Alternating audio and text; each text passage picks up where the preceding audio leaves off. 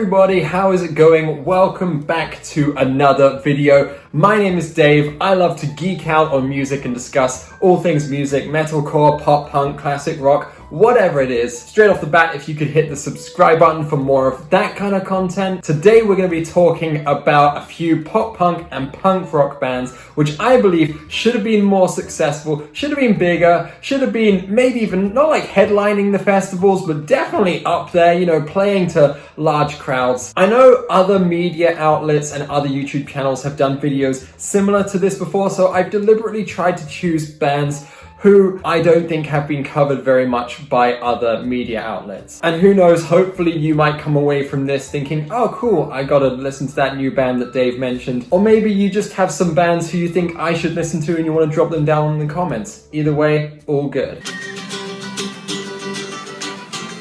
Number 1. Zebrahead. Or do you say Zebrahead if you're in America? I say Zebrahead. Zebrahead have been around for 26 years. Can you imagine that? Can you imagine committing to a career path for 26 years? I don't even think I've committed to a career path for longer than 2 or 3. Zebrahead are really fun. Zebrahead. I watched them back in 2018 and also 2016 or 17, I think, at Slam Dunk Festival. They got some really good songs, some really good bangers. Sometimes when I'm out on a run and I just want to listen to something upbeat, some pop punk, I'll definitely put some of them on. They're a very successful touring band as well. Interestingly though, I wouldn't say that they reached the height of their commercial success until about 10 years in, when their newer vocalist Matty joined the band. This was the time when they released the singles Postcards from Hell and Anthem, which I would argue is probably their biggest hit. But even though their combination of pop punk, punk rock, and ska punk is not only somewhat creative, but also really catchy and really good, I've never seen them as one of the top tier ska punk bands or pop punk or punk rock bands. So you've got like, let's say Goldfinger, Less Than Jake, Real Big Fish, Mighty Mighty Boss Tones, and to an extent, I guess, No Doubt. But what I find really, really interesting is going back to what I said about them breaking out in 2006 with those really big hit singles. Their commercial success was around a time when pop punk and punk rock, and especially ska punk, was not cool at all. Like, if you liked that music around 2005 to 2007, you were the unusual one. This was a time when things like emo and metalcore and post-hardcore and even hardcore, these were like really, really popular among the music scene. And pop punk and punk rock kind of took a back seat to make room for other newer pop punk and punk rock bands who were more emo-y. We're talking like Fall Out Boy and My Chemical Romance. Yet Zebrahead really, really blew up on MySpace at this time. On MySpace of all places, which we also used to nickname Emo Space, okay? I remember so many people had like Postcards from Hell and Anthem as their profile songs. They had the music videos embedded onto their profiles. So whatever they were doing was absolutely fantastic because they blew up at a time when the odds were stacked against them. Obviously, they had albums much before this time. They were going for 10 years before this, and they've been going for 16 years since. But I've never seen them headline a tent at a festival. I could be wrong, but usually the headliner at, like, say, Slam Dunk Festival in the ska and pop punk tent is usually someone like Goldfinger, Real Big Fish, Less Than Jake, or Bowling for Soup. It's never been Zebrahead as far as I know. So that would just be very cool to see. I think, yeah, they're very deserving of it. And like I said, the odds were stacked against them back in 2006, yet somehow they were getting played on Kerrang, played on Scuzz. Their music videos were trending on all the social media websites. People really, really were into them. And I guess it's just because they know how to write a good song. Next band, Cartel. Let me know down in the comments if you remember this band. They are still around. I remember them back in 2006 when they were just sort of starting out and picking up. They were a little bit popular on the MySpace circuit, not so much as other bands. And I think this was probably because they weren't pop punk enough to be like as mainstream as Simple Plan, Blink-182 and Good Charlotte. They also weren't easycore enough to be as popular as Set Your Goals were at the time. Set Your Goals were really popular at this time. But they signed to an independent label very early on in their career. They were going on tours with bands like New Found Glory. I mean, that's awesome. I know that You Me at Six, when You Me at Six were first starting, they toured with New Found Glory, and then I think Angels and Airwaves and maybe Paramore or Fall Out Boy, and now look where they are now. But like I said, their music didn't have the mainstream appeal as, say, Simple Plan or Blink-182. They were more sort of lumped in with those other bands like The Audition, Motion City Soundtrack, and The Starting Line. Emotionally driven pop punk, but still not popular emo music, which, you know, fans like Thursday, My Chemical Romance, that's what was big at the time. And so Cartel just weren't as cool as these other bands. I don't like to describe it that way, but that's just it. These other bands were seemed cool. Everyone wanted to dress like them and act like them and be like them and do the eyeliner and stuff, and people just weren't into that at the time. It's just the way it was. And you gotta understand, guys, that sometimes bands fall off because bands are hard work.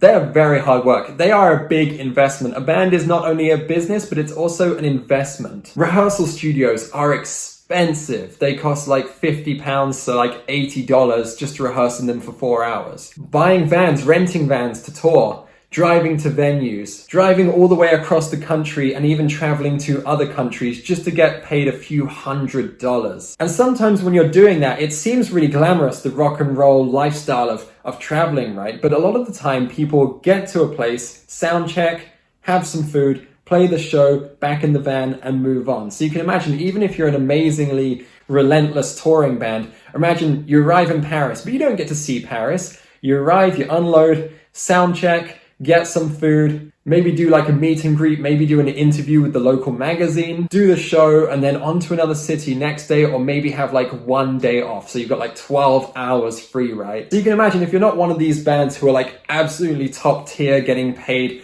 thousands of dollars per show, why some members would be discouraged. And this is why a lot of bands fall off and why a lot of bands don't succeed, because it is harder than we perceive it to be. And this is why you also find out about members of bands getting other jobs. For example, members of Chunk No Captain Chunk, they've become producers, right? Some other bands, their members will go on to become session musicians, they'll be music teachers, they might do some songwriting for other artists, because you can either play in your own band or you can do something for someone else's band, get paid more for less work. And I know some bands, they even break up because some of the members just want to go and get regular jobs in an office or go back to school, in fact.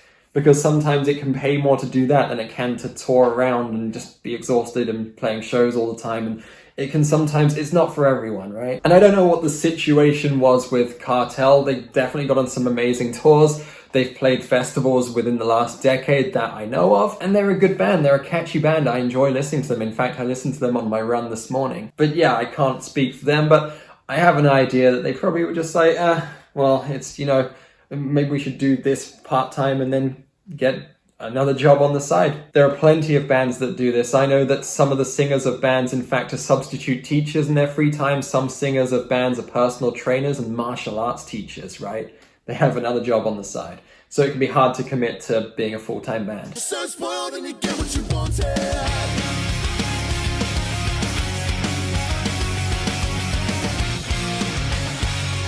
Next band, you've probably never, ever, ever heard of this band. If you've heard of this band, that is very cool. They're from Southampton in the south of England. They're a ska punk band again, but very much on the pop punk side of things. They are called Cant Fly. And now this band, they broke up back in 2014, but I am so surprised that they never took off. But you know what's hilarious? Even though they had some moderate success, they toured with some cool bands. They played like Sonisphere Festival. Their music videos online got a lot of hits and they had a pretty good cult following. I remember way back in 2006, I was on their MySpace page. And this was the time, I remember this so vividly. I would listen to them all the time on my iPod Nano. When I was on vacation in Florida, I would listen to them. But on their MySpace page, their banner actually said, "We're the band that will never take off." I remember that. They said, "The band that will never take off." They're a really good band. The lead singer, Robin, had a really good voice. He had like the perfect voice for pop punk and ska. There's some really catchy hooks. Their songs were creative. They weren't always the standard intro, verse, chorus,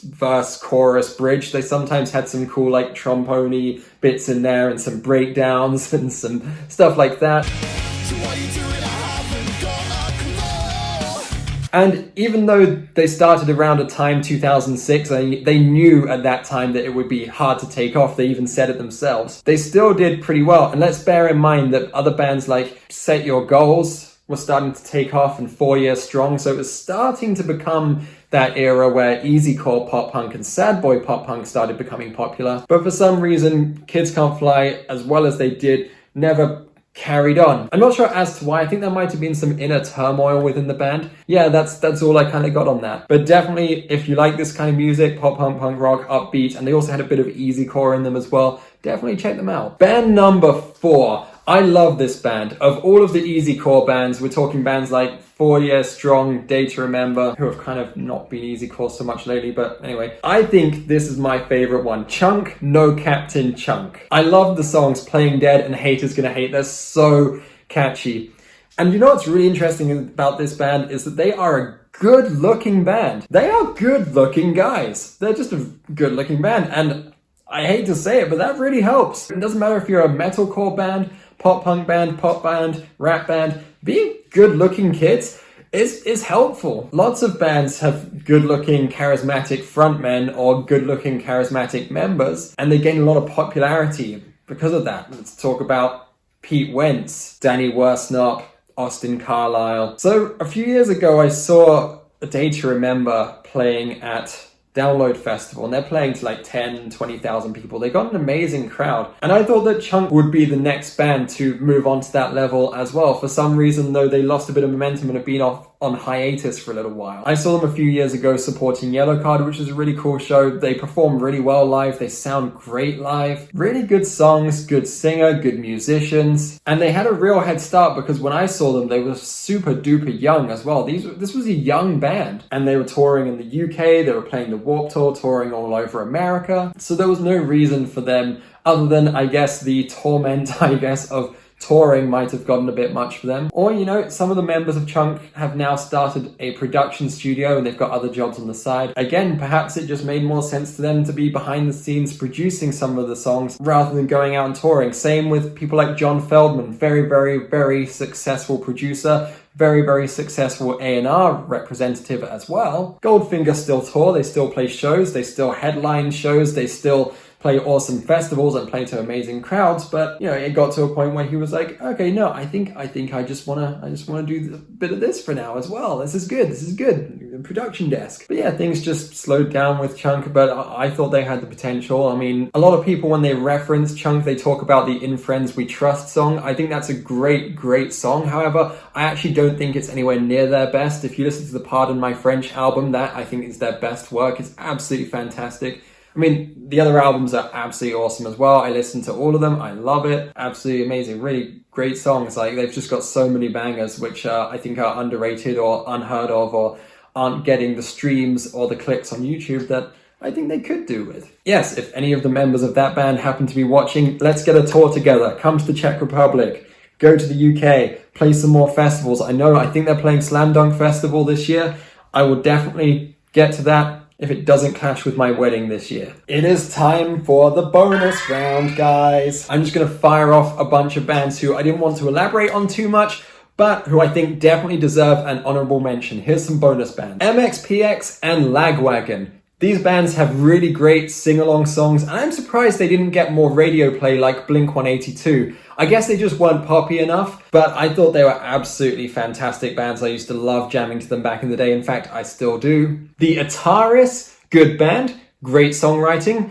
Their takeoff album was So Long Astoria, but I actually thought the albums before this were really good as well. However, after So Long Astoria, the popularity of the genre I found was just going downhill, of course, after 2003, and the songwriting potential fell off a bit as well. I don't think that their new material really lived up to the old material, and there were internal conflicts within the band, but I saw them play at a festival back in 2017, and it was fun, it was good, it was nostalgic, and it was great. But yeah, they weren't up there with some of these other pop punk and punk rock bands who were huge on MTV at the time. Look at Sum 41, Good Charlotte, Blink-182, Simple Plan, Bowling for Soup. These bands are still going strong, they're still playing quite a lot, they tour quite a lot, and they're playing big venues, whilst the Ataris are just sort of playing bars and playing like only half-hour sets at festivals, which is a shame, because good band. Strike Anywhere. I like Strike Anywhere, man. I used to love listening to them when I skateboarded and to get myself psyched up. I actually think they're better than Rise Against. If I had to compare them to another band, I would say they're very similar to Rise Against, but I actually prefer them to Rise Against, and I think that Rise Against have a really good career. Strike Anywhere had a good career, still have a good career. I just thought that Strike Anywhere might be a bit more on the same level as Rise Against, or even more so, because I like them more. Final honorable mention, the Bouncing Souls. I liked listening to them when I was a skate punk kid, when I was like 12 or 13 years old. They've inspired a few other bands, really great creative bands. Some of their songs aren't traditional punk rock or traditional pop punk. They can be quite melodramatic, and I really like that about them. Awesome, guys, that's all the honorable mentions, and that is my video. Thank you so much for watching. One more time, if you could please hit the subscribe button, that would be absolutely legendary. Drop down below any of the bands you'd like me to talk about or elaborate on. I might do this series, like start a series about this, but I want to do metalcore bands, because pop punk and metalcore are my two favorite genres of music that I like listening to on a regular basis. But also I might trail off and do some classic rock and heavy metal stuff as well, because I love that as well. Guys, just drop it down below. Let's start a discussion. Thank you so much, guys. I'll see you in the next video. Lots of love.